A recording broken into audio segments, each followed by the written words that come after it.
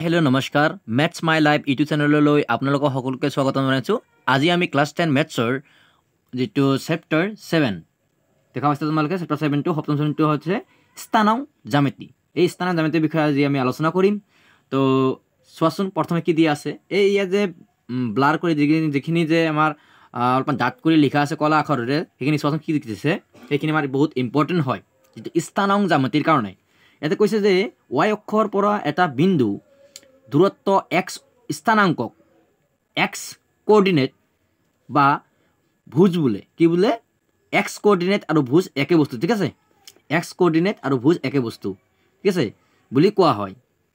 আচ্ছা, x অক্ষৰ পৰা এটা বিন্দু দূৰত্ব y স্থানাঙ্কক y কোঅৰ্ডিনেট বা কোটি বুলি কোৱা হয়। তেতিয়া এই পইণ্টটোৰ বিষয়ে এতিয়া আমি অলপমান ডায়েগ্ৰামৰ সহায়ত তোমালোকক বুজাই দিম। আশা কৰোঁ তোমালোকে বুজি পাবা বুলি। চাওঁ এতিয়া মই ডায়েগ্ৰামখিনি বনাই লওঁ। চোৱাচোন এতিয়া যদি y অক্ষৰ পৰা যদি কিবা এটা বিন্দু যদি ইফালে থাকে, ঠিক আছে, ধৰা ইয়াতে হওক বা ইয়াতে হওক বা ইয়াতে হওক, y অক্ষৰ পৰা ইফালে, ঠিক আছে, তেনেহ'লে এইটো কি কৰিব লাগিব যে যদি y অক্ষৰ পৰা বিন্দুটোৰ দূৰত্ব যিটো হ'ব সেইটো x অক্ষৰ যিটো থাকিব এইটো ক'ব x স্থানাঙ্ক, মানে ইয়াৰ পৰা হ'ব x স্থানাঙ্ক, মানে এইটোৰ পৰা আহিছে না নাই, ইফালে গ'লে এইটো x স্থানাঙ্ক হৈ যাব, ঠিক আছে। আৰু এইটো মানে বেছিকেলি তুমি ভাবিবা যে এইটো থাকিলে যদি y অক্ষত থাকে তেনেহ'লে y স্থানাঙ্ক আৰু x অক্ষত থাকিলে x স্থানাঙ্ক, ঠিক আছে। এইখিনি কনফিউজনটো ক্লিয়াৰ ক্লিয়াৰ হৈ যাবা। এতিয়া আমি কুৱেশ্যনখিনি চাবাচোন কেনেকৈ কি দিয়া আছে। আৰু এটা ফৰ্মুলা এটা দিছে, সেই ফৰ্মুলাটো অলপ বুজি লোৱা। x আৰু yটো বুজি পাইছে ন? x অক্ষত থাকিলে x অক্ষক আৰু y থাকিলে y অক্ষক। এই যে এটা ফৰ্মুলা দিছে চোৱাচোন, যে দূৰত্ব সূত্ৰ, ঠিক আছে। এই দূৰত্ব সূত্ৰটো মানে ধৰি লোৱা যে এইটোৰ পৰা ইয়ালৈকে কিমান দূৰত্ব, সেই দূৰত্বটো ওলাবৰ কাৰণে আমি কিছুমান ফৰ্মুলা ইউজ কৰোঁ। সেই ফৰ্মুলাটো আমাৰ এইটো চেপ্টাৰত বিশেষ কৰি এটা ফৰ্মুলা দিছে, দূৰত্ব ওলোৱা ফৰ্মুলা এইটো। তোমালোকে চোৱাচোন যে px1 y1 আৰু px2 y2ৰ মাজত দূৰত্ব pq √x² - x1 square plus y2 - y1 square, এইটো হ'ল এটা যিটো ডিষ্টেঞ্চ, যিটো দূৰত্ব ওলোৱা এটা সূত্ৰ, ঠিক আছে গাইজ। এই সূত্ৰটো তোমালোকে লিখি লোৱা ধুনীয়াকৈ, ঠিক আছে। এই যে দূৰত্বৰ ফৰ্মুলা বা দূৰত্বৰ সূত্ৰ, এই ফৰ্মুলাটো, ঠিক আছে, য'ত আমি ইয়াৰ পৰা আমি লিখিছোঁ। অ'কে গাইজ, আকৌ ইয়াতে দুটা মেইন কিছুমান মানে কণ্ডিশ্যন দিয়া আছে যে বিশেষ যদি মূল বিন্দুটো O হয়, মানে ওৰ পৰা যদি 0, 0 হয় মূল বিন্দু, তাৰ পৰা যদি কোনো এটা বিন্দু যদি pxy যদি দূৰত্বত যেনেকৈ OP, মানে এই OPৰ মাজত যদি দূৰত্ব ল'ব যাওঁ তেনেহ'লে দেখা পাইছোঁ এইটো দুটা 0, তেনেহ'লে এইটো দুটা লেখাৰ দৰকাৰ নাই, তেনেহ'লে ডাইৰেক্ট x² + y² ডাইৰেক্ট এই দুটাই লিখি দিছে, ঠিক আছে। আৰু দ্বিতীয়টা কণ্ডিশ্যন আছে, দূৰত্ব সূত্ৰটো আমি তলত দিয়া ধৰণে ল'ব পাৰোঁ। আমি এইভাৱে দূৰত্ব সূত্ৰটো ফৰ্মুলাটো ল'ব পাৰোঁ। এইটো এটা ফৰ্মুলা, ঠিক আছে গাইজ। তো এইখিনি ফৰ্মুলা ইউজ কৰি আমি কিভাৱে কুৱেশ্যনখিনি সলভ কৰিব লাগে তাৰ বিষয়ে আমি কিছু এটা বিৱৰণ ল'ম, ঠিক আছে গাইজ। এতিয়া চাওঁচোন আমি ইয়াতে যে যিটো অনুশীলনীৰ কুৱেশ্যনটো কি দিছে। প্ৰথমটো যিটো 7.1 অনুশীলনীৰ কুৱেশ্যনটো চোৱাচোন কি দিছে। 7.1 অনুশীলনীৰ প্ৰথম কুৱেশ্যনটো দিছে যে তলৰ প্ৰতিযোৰ বিন্দুৰ মাজত দূৰত্ব নিৰ্ণয় কৰা। এই যে দুটা বিন্দু দিছে, ইয়াৰো দুটা বিন্দু দিছে, ইয়াৰো দুটা বিন্দু দিছে, এই বিন্দুকেইটাৰ মাজত দূৰত্ব কিমান হ'ব, সেই দূৰত্ব ফৰ্মুলাৰ সহায়ত আমি এই দূৰত্বখিনি ওলাব লাগিব, ঠিক আছে গাইজ। প্ৰথমে আমি সেই প্ৰশ্নটো আমি লিখি লওঁ, তাৰপিছত আমি দূৰত্ব যিটো ফৰ্মুলা, এই ফৰ্মুলাৰ সহায়ত আমি কিভাৱে মাজত দূৰত্বখিনি ওলাব লাগে দুটা বিন্দুৰ মাজত, সেইখিনি আমি এতিয়া পদ্ধতিৰে সহায়ত আমি এতিয়া লিখি তোমালোকক বুজাই দিম, ঠিক আছে গাইজ। এতিয়া মই প্ৰথমে লিখি লওঁ। চোৱাচোন এতিয়া লিখি লৈছোঁ যে 2 আৰু 3, 4 আৰু 1 এই দুটা বিন্দু দি আছে। তো গতিকে এইটো প্ৰথমটো, গতিকে এইটো 1 বুলি ধৰি লোৱা। এইটো হ'ল এই প্ৰথম পদটো কি হয় x, দ্বিতীয় পদটো হয় y, মানে এইটো x এইটো y। এইটোতো গম পাইছাই ন, এইটো x বুলি কয়, এইটো কি বুলি কয় y বুলি কয়। সেইমতে এইটোকেও কি বুলি কয় x বুলি কয়, এইটোকেও y বুলি কয় দ্বিতীয় পদটো। কিন্তু এইটো প্ৰথম পদ কাৰণে এইটো x1 বুলি ক'ম, দ্বিতীয় পদ এইটো প্ৰথম পদ মানে y1, এইটো দ্বিতীয় পদ মানে x2, দ্বিতীয় পদ মানে y2, ঠিক আছে। এইভাৱে আমি মানে অলপমান ডিফাৰেঞ্চ কৰি ল'লোঁ, ঠিক আছে। এতিয়া আমি তলত লিখি ল'ম, ইয়াত যিটো x1ৰ মান কিমান দি আছে 2 আৰু y1ৰ মান কিমান দি আছে 3, অ'কে। আৰু এটা লিখি দিম যে x2 মান কিমান দি আছে 4 আৰু y2 মান কিমান দি আছে 1, অ'কে গাইজ। এইখিনি আমি লিখি দিলোঁ। লিখাৰ পিছত এতিয়া আমি কি কৰিম, দূৰত্ব যিটো সূত্ৰটো দিছিল সেই দূৰত্ব ফৰ্মুলাটো আমি লিখি ল'ম। এতিয়া চোৱাচোন যে দূৰত্ব সূত্ৰ, অ'কে, দূৰত্ব সূত্ৰ যিটো মই ফৰ্মুলাটো এতিয়া ইউজ কৰিম যে x x2 মাইনাছ x1 মানে এই দ্বিতীয় পদৰ পৰা প্ৰথম পদটো মাইনাছ কৰি পেলাই স্কুৱেৰ কৰি দিয়ক আৰু প্লাছ কৰি দিয়ক যে y2 minus y1 square okay guys মানে কি কৰিছোঁ দ্বিতীয় পদটোৰ পৰা প্ৰথম পদটো মাইনাছ কৰিছোঁ মাইনাছ কৰি পেলাই এইটো স্কুৱেৰ কৰি দিছোঁ ঠিক আছে এইটো দূৰত্ব ওলোৱা যেটো ফৰ্মুলাটো সেই মতে এতিয়া আমি এই ফৰ্মুলাত আমি এই যে মানগিলা যে পাইছোঁ এই মানখিনি ইয়াতে পুট কৰিম বহাই দিম মানে ঠিক আছে তো এটা কি আছে x2 অর্থ কিমান x2 মান কি আছে x2 মান হল 4 পাতি দিলো মাইনাস x1 যেটো x1 মান কিমান আছে 2 তো গতিকে পাতি দিলো আৰু ইসকে আছে স্কয়ার প্লাস y2 মান কিমান আছে 1 মাইনাস y1 মান কিমান আছে 3 স্কয়ার কৰি দিলো এটা ৰুটবা চিনটো দিয়া তে 4 পৰা 2 গল কিমান থাকে 2 বাইৰত কি আছে স্কয়াৰ আছে প্লাস এটো 1 আছে আৰু এটো মাইনাস 3 তো এটা কিমান থাকিব মাইনাস 2 থাকিব স্কয়ার এতিয়া সম এই ৰুটবা চিনটো দিলো এই 2 গুণ কিমান হ'ব 4 প্লাস এটো মাইনাস মাইনাস কি হ'ব প্লাস হৈ যাব 2 গুণ কিমান হ'ব 4 হৈ যাব তো কিমান হল দুটা যোগ কৰিলে কিমান হ'ব চাচোন দুটা যোগ কৰিলে কিমান হ'ব ৰুট ওভাৰ এই দুটা যোগ কৰিলে 8 হ'ব এটা 8 টোক আমি ৰুট ওভাৰৰ ভিতৰৰ পৰা কেনকে বাহিৰ ওলাম তোমালোকে জানা না এটো যেনকে আমি যদি ৰুট ওভাৰৰ ভিতৰত কিবা এটা সংখ্যা পাও সেই সংখ্যাটো আমি কিভাবে ওলাম প্ৰথমে তুমি এটো এই ৰুট ওভাৰ যেটো সংখ্যাটো পাইছা এটো সংখ্যাটো সূচীকৰণ কৰা কিৰে যায় 2 এৰে যায় 4 বাৰ যায় 2 এৰে যায় 2 বাৰ যায় আকৌ 2 এৰে দিলো 1 বাৰ যায় অৰ্থাৎ কিমান বাৰ 2 কে পালো এটা দুটা তিনটা অৰ্থাৎ আমি এটো কি বাৰ ৰুট ওভাৰ এটো আমি এনেকৈ লিখিব পাৰো না 2 into 2 যেটো 2 গুণ 4 4 গুণ 8 গম পাইছে না এতিয়া আমি কি কৰিম জোড়া বনাম জোৰ 2 2 এটো জোৰ বনাই দিলে হল 2 স্কয়াৰ into 2 তো এটো আমি এনেকৈ লিখিব পাৰিম না root over 2 square into root over 2 মানে এটো ভগাই দিছো ইয়াৰ মাজত এই ৰুট ওভাৰ স্কয়াৰ আৰু ৰুট ওভাৰ চিনটো কটা যায় কথা থাকে 2 আৰু এটো কিমান থাকে ৰুট ওভাৰ 2 বুজিছা চাগে কি আছে গাইস এইখিনিতে যেখিনি মান যে পালো যে এতিয়া আমি কৈ দিব পাৰিম যে লিখি দিব পাৰিম যে এই যে দুটা বিন্দু দি আছিল এই বিন্দু দুটা মাজৰ দূৰত্ব কিমান ইমান ঠিক আছে গাইস এইখিনিতে আমাৰ এই প্ৰথম কোৱেশ্চনৰ প্ৰথম পাৰ্টটো সমাপ্ত হ'ল এতিয়া আমি প্ৰথম কোৱেশ্চনৰ সেকেন্ড পাৰ্টটো কৰিব কাৰণে চেষ্টা কৰিম চাওচোন আমি কি দিয়া আছে 7 নম্বৰৰ সেকেন্ড পাৰ্টটো কি আছে -5,7 আৰু -1,3 এই দুটা পদ্ধতি আমি কি কৰিব লাগিব সিস্টেমেটিক আমি সূত্ৰৰ সহায়ত আমি এই দুটা যেটো বিন্দু আছে বিন্দু দুটাৰ মাজত দূৰত্বৰ সূত্ৰৰ সহায়ত আমি দূৰত্বখিনি ওলাব লাগিব সোৱাচোন তে মই লিখি লও সো আমি লিখি লৈছো যে এটো প্ৰথম পইণ্ট এটা দ্বিতীয় পইণ্ট তো এই যে প্ৰথম পইণ্ট মই আকৌ কৈছো আকৌ বুজাই দিছো যে এইটো যে প্ৰথম পইণ্ট এইটো যেটো প্ৰথম যেটো মান দিয়া থাকিব আৰু দ্বিতীয় মান দিয়া থাকিব প্ৰথম মানটো হল x এইটো x কিমান -5 দ্বিতীয় পদটো কিমান আছে 7 আকৌ ইয়া প্ৰথম পদ কিমান আছে -1 দ্বিতীয় পদটো কিমান আছে 3 এভাবে লিখি ললো ঠিক আছে ওকে এতিয়া আমি ডাইৰেক্ট দূৰত্ব যেটো সূত্ৰটো সেই সূত্ৰটো আমি লিখি লম যে দূৰত্ব ওকে দূৰত্ব সূত্ৰ আচ্ছা দূৰত্ব সূত্ৰটো যদি প্ৰয়োগ কৰিম সোৱাচোন এতিয়া দূৰত্ব সূত্ৰটো কি আছিল যে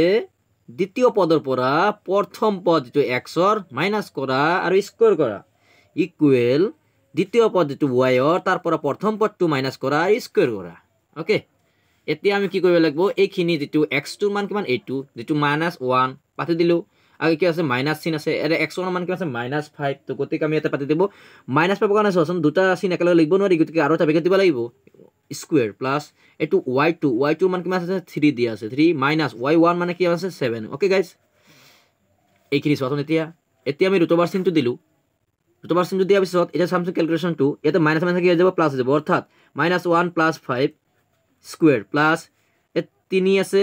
-7 স্কয়াৰ ওকে এটা লাইনে ৰিপিট কৰি দিলো এতিয়া সন এটা ধনাত্মক সংখ্যা হল 5 তাৰ ঋণাত্মক সংখ্যা হল 1 তো ঋণাত্মকখিনি বাদ দিলে 5 ৰ পৰা 1 গলে থাকিল 4 ওকে এইখিনিতে আশা কৰিছো তোমালোকে বুজিছা প্লাস ইয়াতে আছে -7 আৰু আছে +3 তো -7 ৰ পৰা +3 টো দি দিলে আৰু কিমান থাকিব -4 থাকিব তোমালোকে ক্যালকুলেশন কৰিব পাৰিবা আশা কৰো তোমালোকে ক্লাছ 10 ত পঢ়িছা যদি যোগবিক্ষিন্ত কৰিব পাৰিবা ন এতিয়া 4 4 গুণ কিমান হয় 16 এই 4 4 গুণ কিমান হয় 16 মাইনাস মাইনাস কি হয় প্লাস তো কিমান পালো যে 32 দুটা যোগ কৰিলে কিমান হয় 32 আচ্ছা এটা 32 আমি কিভাবে সূচীকৰণৰ দ্বাৰা ৰুট ওভাৰৰ ভিতৰৰ পৰা মানখিনি ওলাম এটা 2 এৰে কৰা কিমান যায় 1 বাৰ যায় 6 বাৰ 2 এৰে দিলো কিমান যায় 8 বাৰ যায় 2 এৰে দিলো কিমান 4 বাৰ যায় 2 এৰে দিলো কিমান 2 বাৰ যায় 2 এৰে দিলো কিমান যায় 1 বাৰ যায় 2 কেটা পালো এটা দুটা তিনটা চাৰটা পাঁচটা আচ্ছা এতিয়া আমি এটা লিখিম ৰুট ওভাৰ 5টা 2 1 2 3 4 5 চাওচোন হয় না নাই 2 2 গুণ 4 4 2 গুণ 8 8 2 গুণে 16 16 2 গুণ 32 এতিয়া বনাই দিয়া জোড়া এটো এটা জোড়া এটো এটা জোড়া অৰ্থাৎ আমি লিখিব পাৰিম কেনকে যে 2 স্কয়াৰ into 2 স্কয়াৰ into 2 এতিয়া এইটো গোটেইটা যদি আমি ৰুট অভাৰ চিনটো ভগাই দিওঁ এনেকৈ লিখিছোঁ যদি root over 2 square into root over 2 square into root over 2 এই যে স্কুৱেৰে ৰুট অভাৰ চিন কটা যায় স্কুৱেৰে ৰুট অভাৰ চিন কটা যায় অৰ্থাৎ থাকিল 2 ইনটু ৰুট অভাৰ 2 আগৰ তোমালোকে বুজি পাইছা এতিয়া 2 দুগুণে কিমান হয় 4 আৰু ৰুট অভাৰ 2 তো থাকি গ'ল অৰ্থাৎ এই যে মানটো পালো যেটো আমাৰ দুটা পয়েন্ট দিয়া আছিল এই যে দুটা পয়েন্ট দিয়া আছিল সেই পয়েন্ট দুটাৰ মাজত যেটো দূৰত্ব হ'ব সেই দূৰত্ব হ'ব 4 ৰুট অভাৰ 2 আগৰ তোমালোকে বুজিছা গাইস এতিয়া আমি এই 1 নম্বৰ কোৱেশ্চনৰ 3 নম্বৰ পাৰ্ট যেটো দিয়া আছে 3 নম্বৰ পাৰ্টটো কৰিম সোয়া এতিয়া অন্তিম পাৰ্টটো কি আছে a আৰু b যেটো আৰু এটা আছে -a - b ঠিক আছে এই দুটা যেটো পয়েন্ট দিয়া আছে সেই দুটা বিন্দুৰ পৰা দূৰত্ব কিমান হ'ব এই দূৰত্বটো আমি ওলাব লাগিব দূৰত্ব সূত্ৰৰ সহায়ত চাও এতিয়া আমি লিখি লও প্ৰথমে সোৱাচোন এতিয়া আমি লিখি লৈছো যেটো a আৰু b আৰু আছে -a - b তো এই প্ৰথম পদটো হ'ব x ৰ মান যেটো হ'ব a আৰু দ্বিতীয় পদটো হ'ল y ৰ মান এটো হ'ল x ৰ মান যেটো -a দ্বিতীয় পদটো হ'ল -b ওকে এইখিনি আমি লিখি ললো এতিয়া আমি যেটো আমি জানো যে দূৰত্ব যেটো সূত্ৰটো সেই দূৰত্ব সূত্ৰটো আমি এটা প্ৰয়োগ কৰিম চাওচোন ইয়াতে আমি লিখি লম এতিয়া দূৰত্ব সূত্ৰ আচ্ছা দূৰত্ব সূত্ৰটো কি আছিল তোমালোকে গম পোৱা দূৰত্ব সূত্ৰটো মই ইয়াতে লিখি দাও যে দূৰত্ব সূত্ৰটো হ'ল x2 minus x1 square plus y2 minus y1 square আচ্ছা এতিয়া আমি এইখিনিৰ মানখিনি বাতি দিম ৰুট অভাৰ চিন দি যেটো x2 মান কিমান দি আছে তাতে minus a okay minus a আকৌ মাইনাস আকৌ x1 মান কিমান a ওকে এইখিনি আমি পাতি দিলু পাতাৰ পিছত আছে স্কয়াৰ প্লাস y2 মান কি আছে -b মাইনাস h মান কি আছে b কৰি দিলু স্কয়াৰ এতিয়া সোয়া ৰুট অভাৰ চিন দিলু আকৌ এতে এই দুটা সাম কি আছে দুটাতে কি আছে এইটো এটা মাইনাস a এইটো এটা মাইনাস a যোগ কৰিলে হ'ব দুটা মাইনাস a কৰি দিয়া স্কয়াৰ প্লাস এইটো -b হৈ গল কি মাইনাস দুটা মানে -b ঠিক আছে স্কয়াৰ ৰুট অভাৰ চিন দিলা এতিয়া এইটো আৰু এইটো ধুনিয়াকে সলভ কৰা ঠিক আছে কিভাবে সলভ কৰিবা চোন এইটো যে মাইনাস মাইনাস কি হৈ যাব প্লাস হৈ যাব 2 দুগুণে কিমান হৈ যাব 4 a কি হৈ যাব a square plus minus minus কি হৈ যাব প্লাস 2 দুগুণে হৈ যাব 4 b কি হ'ব b স্কয়াৰ আগৰ এইখিনি তোমালোকে বুজি পাইছা এটা দুটাতে দেখা এটা 4 আছে এটাও 4 আছে অৰ্থাৎ আমি তো এইটো এনকে লিখিব পাৰিম না নাই 4 পূৰণ a স্কয়াৰ প্লাস 4 পূৰণ b স্কয়াৰ লিখিব পাৰিম ন তো এই 4টো লৈ ললো কমন অৰ্থাৎ লিখিম কি 4 কমন থাকিল কি a square plus b square okay এতিয়া আমি ইয়াৰ পৰা আমি কি উলাব পাৰিম ধ্যান দিয়াচোন যদি আমি উলাব খুজু ইয়াৰ পৰা আমি উলাব পাৰিম কি তো ইয়াতে আমি এই 4 টোক আমি লিখিব পাৰিম না নাই যে 2 স্কয়াৰ ওকে আৰু বেৰ থাকিল কি a square plus b square আৰু এখানে তোমালোকে বুজি পাইছা এটা সোয়া এই দুটোক এই যে ৰুট অভাৰ চিন দি কাটাতি কৰি দিব পাৰি অৰ্থাৎ আমি এনকে লিখিব পাৰিম না 2 ৰুট অভাৰ স্কয়াৰ ইনটু এটো ব্ৰেকেটত মান থাকিব এইখিনি গুটেখিনি a square plus b square ঠিক আছে তো এতিয়া আমি এইটো দি কাটি দিব পাৰিম অৰ্থাৎ 2 bracket a square plus b square okay guys তো আশা কৰো তোমালোকে এইখিনি বুজিছা তো এইখিনিতে আমাৰ এদেৰ যেটো প্ৰথম কোৱেশ্চন আছিল 7.1 ৰ তাৰ তৃতীয় পাৰ্টটো সমাপ্ত হ'ল এতিয়া আমি সাম যে 7.1 ৰ দ্বিতীয় কোৱেশ্চনটোত কি দিয়া আছে ওকে গাইস সজন কোৱেশ্চন নম্বৰ 2 কি দিয়া আছে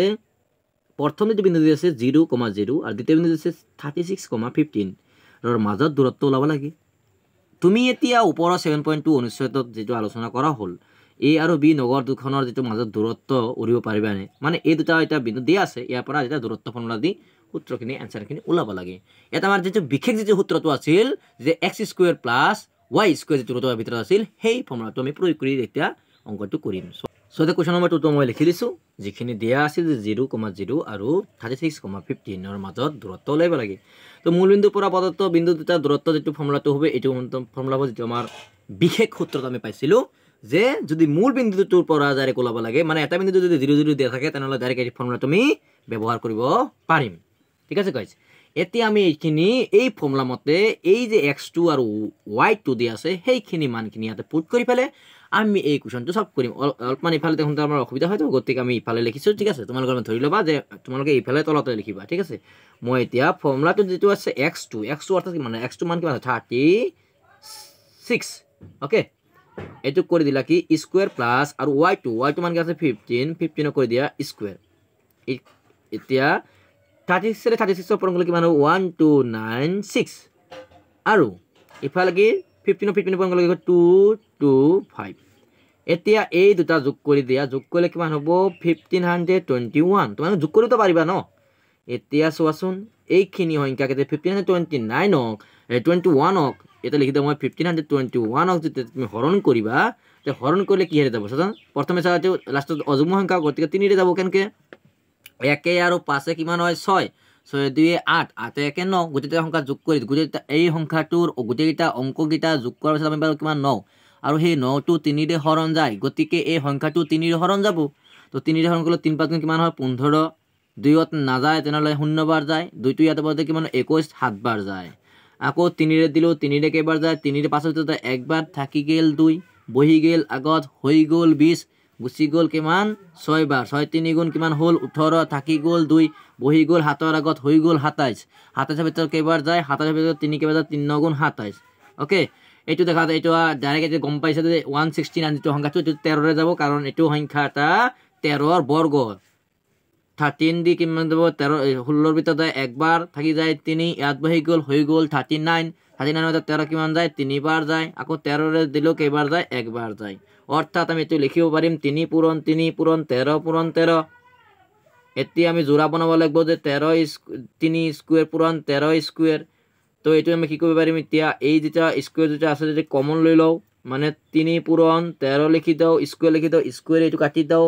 এতিয়া এই দুটা পূৰণ এই দুটা সংখ্যা পূৰণ কৰলে কিমান হ'ব 39 যেটো নেকি আমাৰ সৰি গাইস গুটিখিনি ক্যামেৰাত আহা নাই তো যেখিনি 39 পালো এইটো হল আমাৰ যেটো এটো দুটা বিন্দু মাজত দিছিল এই দুটা বিন্দুৰ মাজত যেটো দূৰত্ব হ'ব এই দূৰত্বটো হ'ব 39 ওকে গাইস সোয়াসন কোৱেশ্চন নম্বৰ 3 টো কি কৈছে 1 আৰু 5 নেক্সট এটা বিন্দু দিছে 2 আৰু 3 নেক্সট এটা বিন্দু দিছে -2 -1 11 বিন্দু কেইটা একৰেখীয়া হয় নে নিৰ্ণয় কৰা এতিয়া একৰেখীয়া হয় নে নিৰ্ণয় কৰিব দিছে ঠিক আছে এতিয়া যে আমি একৰেখীয়া হোৱাৰ অৰ্থটো হল যে যিকোনো ধৰা এই বিন্দুটো তুমি দূৰত্ব লাইছা আকৌ এই বিন্দু লগত লাইছা আকৌ এই লাষ্টটো আৰু ফাৰ্ষ্টটো লাইছা যদি গোটেইটা সমান হয় তেনেহলে একৰেখীয়া হ'ব আৰু যদি সমান নহয় তেনেহলে একৰেখীয়া নহয় আশা কৰো তোমালোকে বুজি পাইছা পইণ্টটো এতিয়া আমি কোৱেশ্চনখিনি কৰি ফেলে তোমালোকক ধুনিয়াকৈ বুজাবৰ কাৰণে চেষ্টা কৰিম তোমালোকক অলৰেডি এতিয়া চাই থাকা মই এতে লিখি দাও সোয়া গাইস যে কোৱেশ্চন নম্বৰ আমি 3 টো লিখি লৈছো যে ধৰা হল বিন্দু তিনিটা ইমান আৰু ইমান আৰু ইমান দিয়া আছে তো গতিকে প্ৰথমে a2 আৰু a2 বিন্দুক আমি a b c বুলি নামকৰণ কৰিছো কাৰণ a আৰু b দুটা বিন্দু প্ৰথমে আমি ওলাম যত এয়া কাৰণে সচন আমি মান টেক্সট কৰি লিখিলো এটো a এৰ মান কিমান আছে 1 আৰু 5 তো এটো হ'ব x1 এটো হ'ব y1 ঠিক আছে আৰু এটো কি b এৰ মান কিমান দি আছে 2 আৰু 3 2 হবে x2 3 টো হবে y2 আশা কৰো তোমালোকে এখিনি বুজি পাইছা এতিয়া এইখিনি মান যত যত আছে তাতে পাতে দিলে হল তে ৰুটভাৰ চিনটো দি দিলো x2 হলে 2 অৰ্থাৎ কিমান 2 আচ্ছা 2 পাতিলো মাইনাস x1 এটো x1 মান কিমান আছে 1 এইটো দে স্কয়ার প্লাস y2 মান কিমান আছে 3 তো 3 পুট কৰা মাইনাস y1 কিমান আছে 5 ওকে স্কয়াৰ দি দিলো এতিয়া আমি তো এখিনি তোমালোকে অলৰেডি ক্যালকুলেশন কৰিব পাৰিবা তো 2 ৰ পৰা 1 গলে থাকিল কিমান 1 থাকিল কিমান 1 যেটো ৰুটভাৰ চিনটো দিলো থাকি গেল স্কয়াৰ আৰু এটো 3 আৰু এটো আছে -5 তে মাইনাস সংখ্যাটো ডাঙৰ তো গতিকে চিনটো থাকিব মাইনাস আৰু কিমান আছে 5 ৰ পৰা 3 গলে থাকিল 2 ওকে স্কয়াৰ তো তুমি এখিনটো সলভ কৰিব পাৰিবা 1 1 গুণ কিমান হ'ব 1 হ'ব আৰু এটো